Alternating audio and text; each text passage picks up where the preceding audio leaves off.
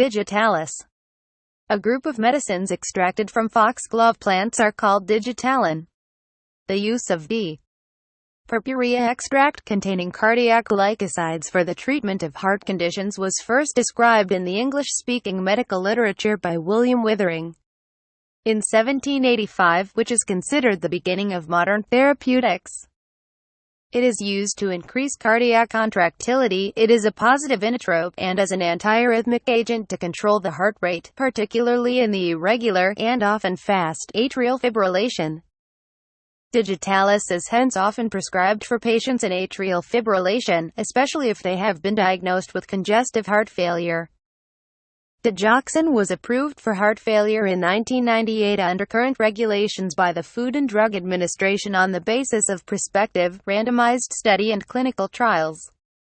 It was also approved for the control of ventricular response rate for patients with atrial fibrillation.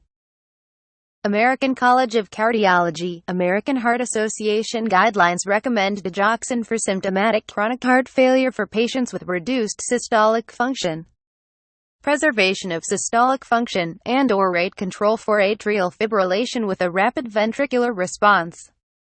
Heart Failure Society of America guidelines for heart failure provide similar recommendations.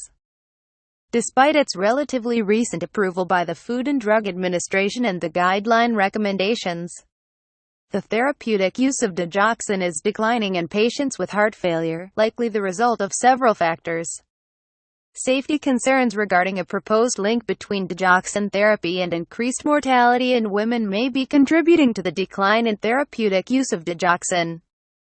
A group of pharmacologically active compounds are extracted mostly from the leaves of the second year's growth, and in pure form are referred to by common chemical names such as digitoxin or digoxin, or by brand names such as Cristadigent and Linoxin, respectively. The two drugs differ in that digoxin has an additional hydroxyl group at the C3 position on the B ring, adjacent to the pentane. Both molecules include a lactone and a triple repeating sugar called a glycoside. Digitalis works by inhibiting sodium-potassium ATPase. This results in an increased intracellular concentration of sodium ions and thus a decreased concentration gradient across the cell membrane. This increase in intracellular sodium causes the Na-Ca exchanger to reverse potential, i.e., transition from pumping sodium into the cell in exchange for pumping calcium out of the cell, to pumping sodium out of the cell in exchange for pumping calcium into the cell. This leads to an increase in cytoplasmic calcium concentration, which improves cardiac contractility under normal physiological conditions. The cytoplasmic calcium used in cardiac contractions originates from the sarcoplasmic reticulum, an intracellular organelle that specializes in the storage of calcium.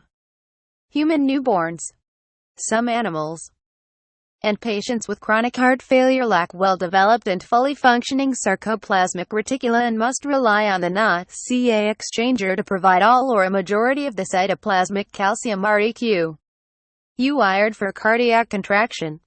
For this to occur, cytoplasmic sodium must exceed its typical concentration to favor a reversal in potential, which naturally occurs in human newborns and some animals primarily through an elevated heart rate. In patients with chronic heart failure, it occurs through the administration of digitalis. As a result of increased contractility, stroke volume is increased. Ultimately, digitalis increases cardiac output. Cardiac output equals stroke volume x heart rate. This is the mechanism that makes this drug a popular treatment for congestive heart failure, which is characterized by low cardiac output. Digitalis also has a vagal effect on the parasympathetic nervous system, and as such is used in reentrant cardiac arrhythmias and to slow the ventricular rate during atrial fibrillation. The dependence on the vagal effect means digitalis is not effective when a patient has a high sympathetic nervous system drive, which is the case with acutely ill persons, and also during exercise.